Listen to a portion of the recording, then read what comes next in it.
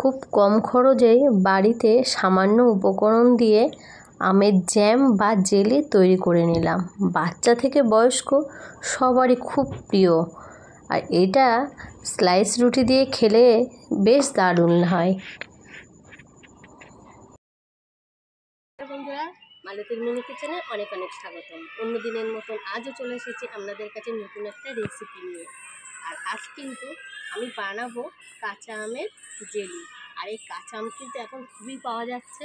আর কিন্তু বেশ একটু ঝড়ো হয়ে গেল, গাছের তলায় কিন্তু প্রচুর পরিমাণে আম পড়েছে, ছোট দিয়ে বড় দিয়ে বেশ আম পড়েছে। তাই এই আমটা এই সময় কিন্তু আপনারা কিনেও কিন্তু এই জেলিটা তৈরি করতে হবে না, এটা কিন্তু আপনারা এমনি তৈরি করে নিতে পারবেন। আর কাঁচা আম দিয়ে একটা সুন্দর জেলি তৈরি করে আপনাদের দেখাবো। আর এটা কিন্তু বাচ্চারা খুবই পছন্দ করে। আপনারা জ্যাম হিসেবে কিন্তু এটা রুটির সাহায্যে, রুটি দিয়ে কিংবা কোনো স্লাইস রুটি দিয়ে কিন্তু এটা খেতে পারেন। আর স্কুলের টিফিন বক্সেও কিন্তু এই জ্যাম দিয়ে কিন্তু আপনারা বাচ্চাদের টিফিনও দিতে পারবেন। তা চলুন তাহলে এই আমের জেলিটা আজকে আমি বানিয়ে নিই। দেখুন বন্ধুরা, এখানে আমি বেশ কিছুটা আম নিয়েছি। এখানে প্রায় 500 মতন আম আছে। আর এটা কিন্তু ওই বৃষ্টির দিনেই কিন্তু ঝড়ে আমগুলো তলায় পড়েছে। আমগুলো ধুয়ে কেটে বেশ টুকরো টুকরো করে আমি কেটে নেব। আমগুলো বেশ সুন্দর করে ছাড়িয়ে ভিতর থেকে কুচিটা কিন্তু ফেলে দিতে হবে। ডুমু ডুমু করে আমগুলো আমি কেটে নিলাম। সব আমগুলোই কিন্তু ওই একইভাবে আমি কেটে নেব। আমগুলো আর ধোয়ার কোনো প্রয়োজন নেই, যেহেতু আমগুলো ধুয়েই কাটা হয়েছে। এবার শুকনো কড়ার মধ্যে কিন্তু আমি আমগুলো তুলে দিলাম। আর পরিমাণ মতন একটু জল দিয়ে দেবো সেদ্ধ করার জন্য। আর এই আমের মধ্যে কিন্তু আমি 1 চামচ মতন লবণ দিয়ে দেবো। 1 চামচ মতন লবণটা দিয়ে দিলাম, দিয়ে একটা ঢাকনা দিয়ে বেশ কিছুক্ষণের জন্য ঢেকে দেবো সেদ্ধ হওয়ার জন্য। আর দেখুন 5 থেকে 7 মিনিট পরেই কিন্তু এটা ভালোভাবে সেদ্ধ হয়ে গেছে। এটা একটা ছেঁকনিতে আমি এইভাবে ঢেলে নিলাম। আমটা একটু জুড়িয়ে গেলে কিন্তু এটা একটু বেশ আমের যে পাল্পটা বের করে নেব। দেখুন আমের পাল্পগুলো কিন্তু সুন্দর করে ছেঁকনির সাহায্যে কিন্তু আমি বের করে নিলাম। আর দেখুন কতটা সুন্দর পড়ছে নিচে পাল্পগুলো।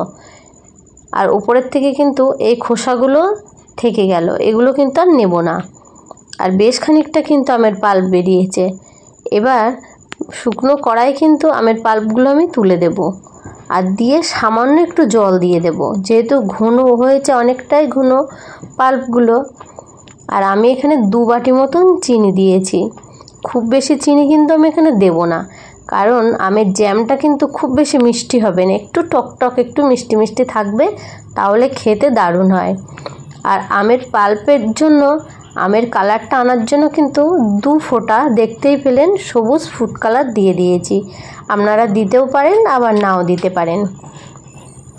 আর দেব সামান্য পরিমাণে একটু লবণ দিয়ে এবার ভালোভাবে ফুটিয়ে নেব। আর এটা বেশি দিন একটু সংরক্ষণ করার জন্য আমি 2 থেকে 3 চামচ ভিনিগার দিয়েছি। আর দিয়ে দিলাম 2 চামচ মতন কর্নফ্লাওয়ার, এটা গুলে কিন্তু আমি এর ভিতরে দিয়ে দিলাম। দিয়ে এবার সুন্দর করে আমি একটু জাল দিয়ে নেব। বেশ 4-5 মিনিটের মধ্যেও কিন্তু জাল দেব। আর হ্যাঁ বন্ধুরা, আমার এই ভিডিওটা যদি আপনাদের একটু ভালো লেগে থাকে তা প্লিজ লাইক, কমেন্ট, শেয়ার ও সাবস্ক্রাইব করতে ভুলবেন না। সাবস্ক্রাইব করে পাশে থাকবেন আর পাশে থাকা বেল আইকনটিটা প্রেস করে দেবেন, তাহলে নোটিফিকেশন ছাড়ার সাথে সাথে আপনাদের কাছে গিয়ে আগে পৌঁছে যাবে। আর দেখুন আমের কালারটা কিন্তু দারুণ এসেছে। কালারটা দেখেই কিন্তু খেতেই ইচ্ছা করছে। দেখুন কতটা সুন্দর এসেছে কালারটা। আর আমের জ্যামটা কিন্তু আমার রেডি হয়ে গেছে। একটা পাত্রে ঢেলে নিয়েছি। আর এটা কিন্তু বেশ কিছুক্ষণ ধরে ঠান্ডাও করে নিয়েছি। ঠান্ডা করে হয়ে গেলে কিন্তু এটা একটু বয়নে পুরে রাখতে হবে। আর একটা কাচের বয়ন নিয়েছি, কাচের বয়নের মধ্যে কিন্তু আমি এগুলো ঢেলে দেব।